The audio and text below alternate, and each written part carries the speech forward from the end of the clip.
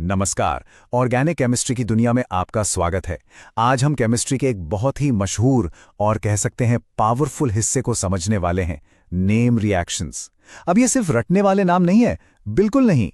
समझिए कि ये एक केमिस्ट का असली टूल बॉक्स है। तो सबसे बड़ा सवाल यही उठता है कि आखिर केमिस्ट ये सब करते कैसे हैं। मतलब दवाइयाँ, नए नए मटेरियल्स, हमारे आसपास की हर चीज़, इन सबको बनाने वाले इतने कॉम्प्लेक्स मॉलिक्यूल्स आखिर बनते कैसे हैं। ये कोई जादू नहीं है, बल्कि इसके पीछे एक बहुत ही सदा हुआ एक सिस्टमैटिक तरीका है।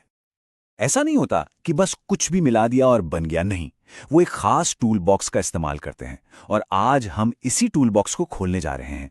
हम देखेंगे कि ये कमाल की रिएक्शंस आखिर काम कैसे करते हैं और सबसे जरूरी बात, इन्हें कैसे अलग अलग कैटेगरी में रखा जा सकता है ताकि इन्हें समझना एकदम आसान हो जाए।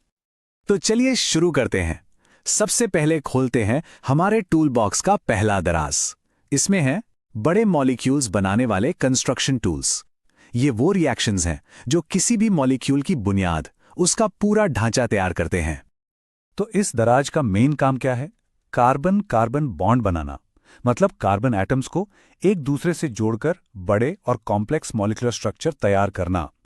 इसको ऐसे समझिए जैसे कोई केमिस्ट वेल्डिंग या बढ़ाई का काम कर रहा हो, छोटे छोटे टुकड़ों को जोड़कर एक बड़ा सा स्ट्रक्चर खड़ा कर रहा हो। अच्छा, अब ये देखिए, ये बहुत दिलचस्प है। यहां कपलिंग रिएक्शंस का पूरा एक परिवार है। वुड्स रिएक्शन, फिटिग रिएक्शन और वुड्स फिटिग रिएक्शन। इन सब में एक ही बेसिक टेक्निक इस्तेमाल होती है, ड्राई ईथर में सोडियम मेटल। लेकिन कमाल की बात यह है कि अलग अलग स्टार्टिंग मटेरियल लेकर ये अलग अलग चीजें बना देते हैं। कभी एल्केन, कभी बायराइल, तो कभी एल्काइल बेंजीन। यही तो है पैटर्न को पहचानने की असली पावर। हमारे कंस्ट्रक्शन टूल्स में एक और बहुत जरूरी औजार है एल्डोल कंडेंसेशन। इसको ना दो सिंपल स्टेप्स में समझ सकते हैं। पहले स्टेप में क्या होता है, दो एल्डिहाइड या कीटोन आपस में जुड़कर एक नया कार्बन कार्बन बॉन्ड बनाते हैं, ठीक है। फिर दूसरे स्टेप में बस हल्की सी गर्मी देते ही पानी का एक मॉलिक्यूल बाहर निकल जाता है और हमें एक स्टेबल प्रोडक्ट मिल जाता है। देखा कैसे एक नया बॉन्ड बना और फिर उसे स्टेबल भी कर दिया गया। चलिए अब टूल बॉक्स का दूसरा दराज खोलते हैं। इसमें हमें मिलते हैं डेकोरेटिंग टूल्स, यानी सजाने संवारने के औजार। ये वो रिएक्शंस हैं जो मॉलिक्यूल का ढांचा नहीं बदलते, नहीं, ये बस उसके ऊपर मौजूद फीचर्स को, उसकी पहचान को बदलते हैं। केमिस्ट्री की भाषा में इसे कहते हैं फंक्शनल ग्रुप इंटरकन्वर्जन।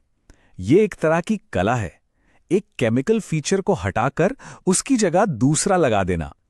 केमिस्ट इसी तरीके से किसी मॉलिक्यूल के कार्बन ढांचे को छेड़े बिना उसकी प्रॉपर्टीज और रिएक्टिविटी को फाइन ट्यून करते हैं।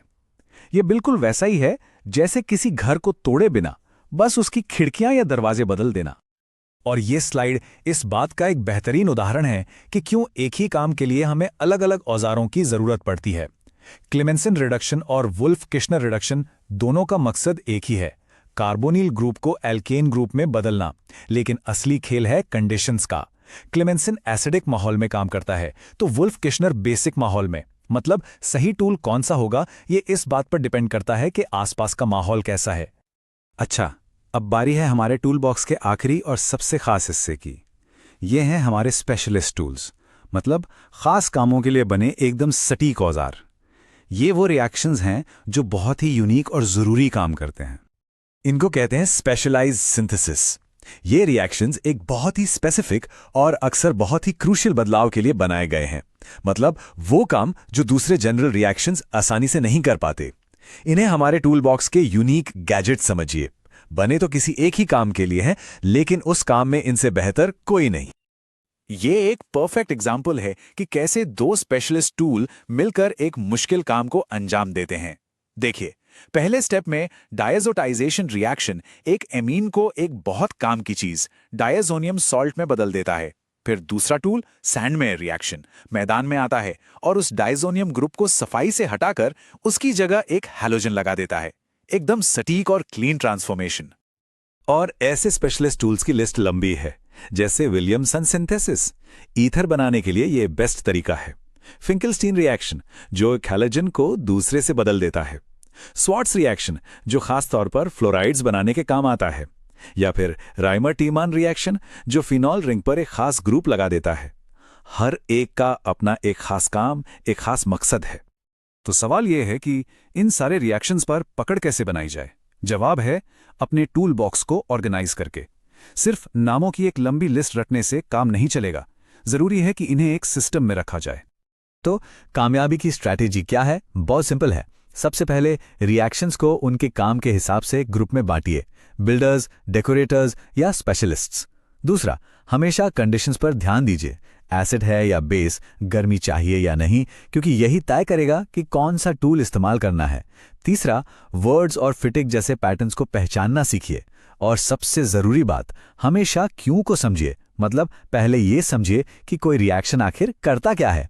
एक बार मकसद साफ हो गया ना, तो डिटेल्स अपने आप याद रह जाएंगी। तो अब जब ये टूल बॉक्स अच्छे से ऑर्गेनाइज हो गया है, तो सवाल ये है कि अगला क्या बनाया जाए।